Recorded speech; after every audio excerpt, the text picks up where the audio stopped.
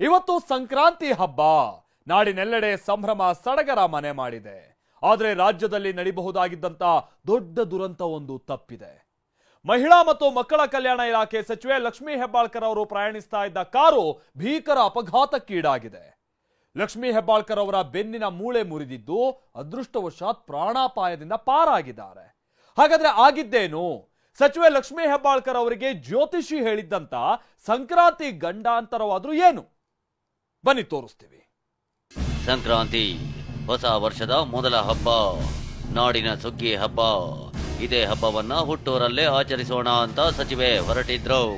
ಹುಟ್ಟೂರಲ್ಲೇ ಎಳ್ಳೋ ಬೆಲ್ಲ ಬೀರೋಕೆ ಸಿದ್ಧತೆ ಆಗಿದ್ದವು. ಆದ್ರೆ ಮಾರ್ಗ ಮಧ್ಯೆಯೇ ಘೋರ ಅನಾಹುತವಾಗಿದೆ. ಸಚಿವೆ ಲಕ್ಷ್ಮೀ ಹೆಬ್ಬಾಳ್ಕರ್ ಪ್ರಯಾಣಿಸುತ್ತಿದ್ದ ಕಾರು ಅಪಘಾತಕ್ಕೀಡಾಗಿದೆ.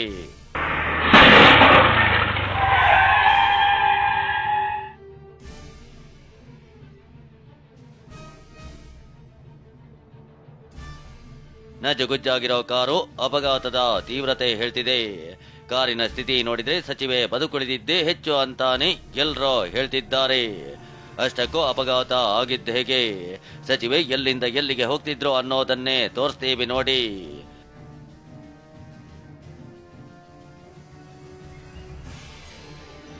ಹೈವೇನಲ್ಲೇ ಸಚಿವೆ ಲಕ್ಷ್ಮೀ ಹೆಬ್ಬಾಳ್ಕರ್ ಕಾರು ಅಪಘಾತ.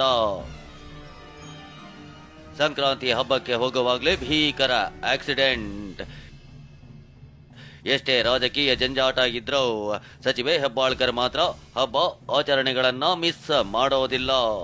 ಅದರಂತೆ ನಿನ್ನೆ ಇಡೀ ದಿನ ಬೆಂಗಳೂರಲ್ಲಿದ್ದ ಸಚಿವೆ ಹೆಬ್ಬಾಳ್ಕರ್ ಸಿಎಲ್ಪಿ ಸಭೆಯಲ್ಲೇ ಭಾಗಿಯಾಗಿದ್ರು. ಇಂದು ಹುಟ್ಟೂರು, ಬೆಳಗಾವಿ, ಚಿಕ್ಕಹಟ್ಟಿ ಹೊಳಿ ಗ್ರಾಮದಲ್ಲೇ ಸಂಕ್ರಾಂತಿ ಆಚರಿಸಬೇಕು ಅಂತ ನಿರ್ಧರಿಸಿದ್ರು. ಬೆಳಗ್ಗೆ ಫ್ಲೈಟ್ ನಲ್ಲಿ ಬಂದ್ರೆ ತಡವಾಗುತ್ತೆ ಅಂತ ನಿನ್ನೆ ರಾತ್ರಿಯೇ ಕಾರ್ನಲ್ಲಿ ಬೆಳಗಾವಿಯತ್ತ ಪ್ರಯಾಣ ಬೆಳೆಸಿದ್ರು. ಸರ್ಕಾರಿ ಚಾಲಕ ಕಾರ್ ಚಲಾಯಿಸುತ್ತಿದ್ರೆ ಸಚಿವೆ ಹೆಬ್ಬಾಳ್ಕರ್ ಸಹೋದರ ಹಾಗೂ ಎಂಎಲ್ಸಿ ಚೆನ್ನರಾಜ್ ಗನ್ಮ್ಯಾನ್ ಜೊತೆಗಿದ್ರು. ಚಾಲಕ ಸೇರಿ 4 ಕಾರ್ನಲ್ಲಿದ್ರು. ರಾತ್ರಿ 11 ಗಂಟೆಗೆ ಬೆಂಗಳೂರು ಬಿಟ್ಟಿದ್ದ ಕಾರು ಬೆಳಗಿನ ಜಾವ 5 ಗಂಟೆ ಹೊತ್ತಿಗೆ ಬೆಳಗಾವಿ ಜಿಲ್ಲೆಗೆ ಎಂಟ್ರಿ ಆಗಿದೆ. ಕಾರಿಗೆ ಅಡ್ಡ ಬಂದ ನಾಯಿ ಪ್ರಾಣ ಉಳಿಸಲು ಹೋಗಿ ಅಪಘಾತ. ಬೆಳಗ್ಗೆ 5 ಗಂಟೆ ಸಮಯದಲ್ಲಿ ಕಿತ್ತೂರು ತಾಲೂಕಿನ ಆಂಬಡಗಟ್ಟಿ ಗ್ರಾಮದ ಬಳಿ ರಾಷ್ಟ್ರೀಯ ಹೆದ್ದಾರಿಯಲ್ಲಿ ಕಾರ್ ಚಲಿಸುವಾಗಲೇ ನಾಯಿಯೊಂದು ಅಡ್ಡ ಬಂದಿದೆ. ಚಾಲಕ ಶಿವಪ್ರಸಾದ್ ಅದನ್ನ ತಪ್ಪಿಸಲು ಹೋಗ್ತಾ ಇದ್ದಂತೆ ಸೈಡ್ನಲ್ಲಿ ಲಾರಿಗೆ ಕಾರ್ ಟಚ್ ಆಗಿದೆ. ಆಗ ನಿಯಂತ್ರಣ ತಪ್ಪಿ ಹೆದ್ದಾರಿ ಬಳಿ ಇದ್ದ ಮರಕ್ಕೆ ಕಾರು ಡಿಕ್ಕಿಯಾಗಿದೆ. ಅಪಘಾತದ ತೀವ್ರತೆಗೆ ಏರ್ ಬ್ಯಾಗ್ ಓಪನ್ ಆಗಿದ್ರಿಂದ ದೊಡ್ಡ ಅನಾಹುತ ತಪ್ಪಿದೆ.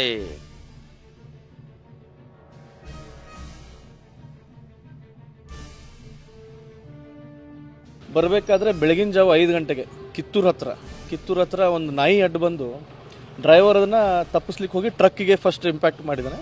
ಆಮೇಲೆ ಟ್ರಕ್ಕಿಗೆ ಆದಮೇಲೆ ಸರ್ವಿಸ್ ರೋಡ್ ಕೆಳಗಡೆ ಹೋಗಿ ಮರಕ್ಕೆ ಗಾಡಿ ಗುದ್ದಿದೆ.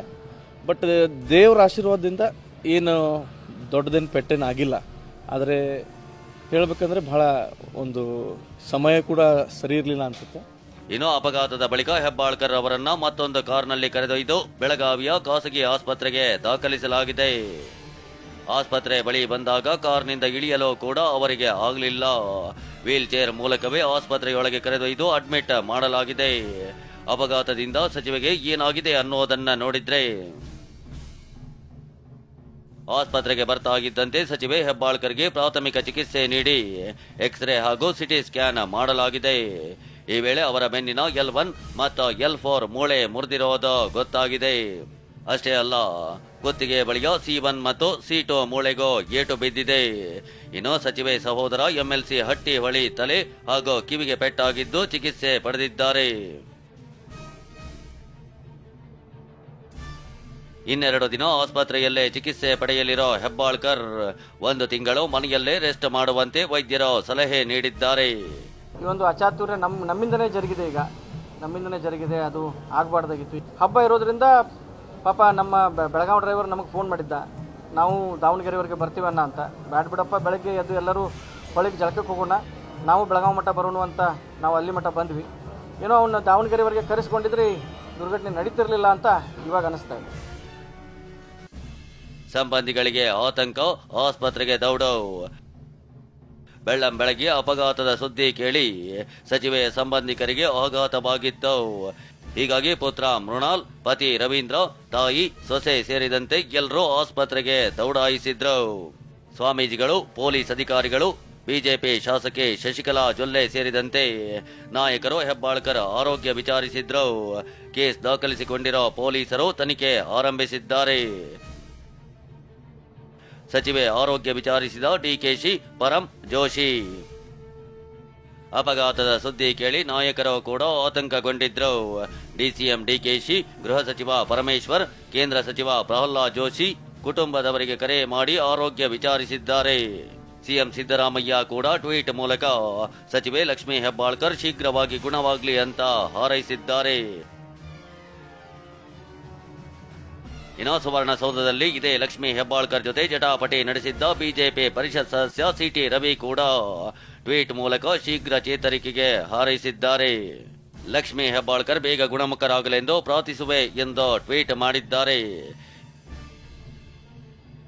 ಈ ಮಧ್ಯೆ ಪೊಲೀಸರು ಸಚಿವೆಯ ಕಾರು ಚಾಲಕ ಶಿವಪ್ರಸಾದ್ ವಿರುದ್ಧ ಪ್ರಕರಣ ದಾಖಲಿಸಿದ್ದಾರೆ. ಅಜಾಗರೂಕತೆಯಿಂದ ವಾಹನ ಚಾಲನೆ ಮಾಡಿದ ಸೆಕ್ಷನ್ಗಳಡಿ ಕೇಸ್ ದಾಖಲಿಸಿದ್ದಾರೆ. ಆದರೆ ಸಚಿವೆಯ ಸಹೋದರ ಚನ್ನರಾಜ್ ಇದರಲ್ಲಿ ಡ್ರೈವರ್ ತಪ್ಪು ಏನೂ ಇಲ್ಲ ಎಂದಿದ್ದಾರೆ. ಈ ಒಂದು ಅಚಾತುರ್ಯ ನಮ್ಮಿಂದನೇ ಜರುಗಿದೆ. ಅದು ಆಗಬಾರ್ದಾಗಿತ್ತು, ಈ ಘಟನೆ ಒಂದು ಆಗಬಾರ್ದಾಗಿತ್ತು. ಹಬ್ಬ ಇರೋದ್ರಿಂದ ಪಾಪ ನಮ್ಮ ಬೆಳಗಾವಿ ಡ್ರೈವರ್ ನಮಗೆ ಫೋನ್ ಮಾಡಿದ್ದ, ನಾವು ದಾವಣಗೆರೆವರೆಗೆ ಬರ್ತೀವನ್ನ ಅಂತ. ಬ್ಯಾಡ್ ಬಿಡಪ್ಪ, ಬೆಳಗ್ಗೆ ಎದ್ದು ಎಲ್ಲರೂ ಹೊಳಿಗೆ ಜಳಕಕ್ಕೆ ಹೋಗೋಣ, ನಾವು ಬೆಳಗಾವಿ ಮಠ ಬರೋಣ ಅಂತ ನಾವು ಅಲ್ಲಿ ಮಠ ಬಂದ್ವಿ. ಏನೋ ಅವನ್ನ ದಾವಣಗೆರೆವರೆಗೆ ಕರೆಸ್ಕೊಂಡಿದ್ರೆ ದುರ್ಘಟನೆ ನಡೀತಿರ್ಲಿಲ್ಲ ಅಂತ ಇವಾಗ ಅನಿಸ್ತಾ ಇದೆ. ಲಕ್ಷ್ಮೀ ಹೆಬ್ಬಾಳ್ಕರ್ಗೆ ಸಂಕ್ರಾಂತಿ ದೋಷ ಇತ್ತು ಎಂದಿದ್ದ ಜ್ಯೋತಿಷಿ. ಇನ್ನು ಸಚಿವೆ ಲಕ್ಷ್ಮೀ ಹೆಬ್ಬಾಳ್ಕರ್ಗೆ ಹುನಗುಂದ ಮೂಲದ ಪುಂಡಲೀಕ ಅನ್ನೋರು ಜ್ಯೋತಿಷ್ಯ ಹೇಳಿದ್ರು. ಸಂಕ್ರಾಂತಿಗೆ ಗಂಡಾಂತರ ಇದೆ ಅಂತ ಹೇಳಿದ್ರು. ಈಗ ಆ ದೋಷ ಕಳೀತೋ ಎಂದಿದ್ದಾರೆ. ಇನ್ನು ಸಹೋದರ ಚನ್ನರಾಜ್ ಕೂಡ ಜ್ಯೋತಿಷಿಗಳು ಸಂಕ್ರಾಂತಿ ಗಂಡಾಂತರ ಇದೆ ಎಂದಿದ್ರು ಅಂತ ಹೇಳಿದ್ದಾರೆ. ಎಲ್ಲ ಮಾತುಕತೆನೂ ಆಯ್ತು. ಇವಾಗ ನಮ್ಮ ಕಡೆ ಅಂತಾರು ಸಂಕ್ರಮಣದ ಆಜುಬಾಜು ಇವೆಲ್ಲ ಈ ಕರಿ ದಾಟೋ ಮಟ್ಟ ಇಂಥ ದುರ್ಘಟನೆಗಳಾಗ್ತಾವಂತೆಲ್ಲ ಮನ್ಯಾಗೂ ಅಂತಾರು. ಹಿರಿಯರು ಹೇಳಿದ್ರು, ನಮಗೆ ಬೇಕಾದವರು ಹೇಳಿದ್ರು, ಒಂದು ಸ್ವಲ್ಪ ಸಂಕ್ರಮಣ ದಾಟೋವರೆಗೆ ಒಂದು ಸ್ವಲ್ಪ ನೀವು ಭಾಳ ಕಾಳಜಿಯಿಂದ ಇರಬೇಕು, ಮನೆಯಲ್ಲಿ ದುರ್ಘಟನೆ ನಡೆಯುವ ಸಂಭವ ಇದೆ ಅಂತ ಭವಿಷ್ಯನೂ ಹೇಳಿದ್ರು.